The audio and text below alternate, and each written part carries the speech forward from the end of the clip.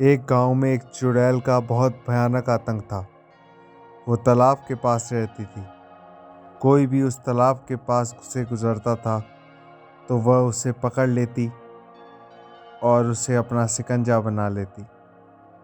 वो हमेशा से यही करती आई थी। वो उनके सरों को काट के टंगा दिया करती थी।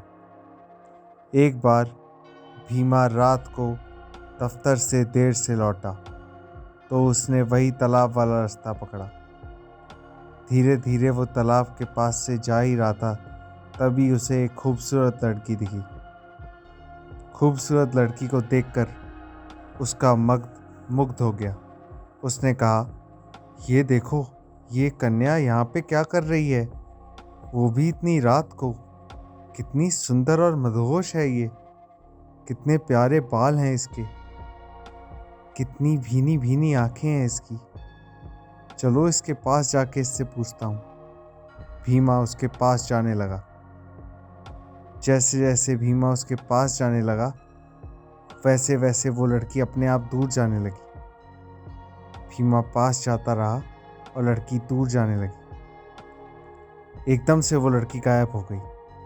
भीमा ने कहा, अरे, अभी तो ये सुंदर परी यहीं थी, जाने कहाँ गायब हो गई है। तो उसने तालाब के पास देखा। तालाब में उसी लड़की की परछाई दिख रही थी। उसने कहा, अरे, ये तालाब के अंदर कैसे चली गई? जैसे ही उसने तालाब की तरफ देखा तभी एक हाथ तालाब में से निकला और उसके पैर को उस हाथ ने पकड़ लिया। अरे, मेरा पैर किसने पकड़ लिया है? भीमा जोर जोर से चिल्लाया। बचाओ बचाओ, क्या हो गया ये? मेरा पैर किसने पकड़ लिया है? लेकिन उसका पैर कोई नहीं छोड़ रहा था। थोड़ी देर बाद उसके पैर को उस हाथ ने खींच के तालाब में ले लिया। देखते ही देखते भीमा बहुत जोर से चिल्लाया, बचाओ बचाओ, कोई तो बचाओ, मुझे बचाओ। भीमा की चीख सुन के वहाँ पे कोई नहीं आया। भीमा तेज तेज चिल्ला रहा था, बचाओ बचाओ बचाओ।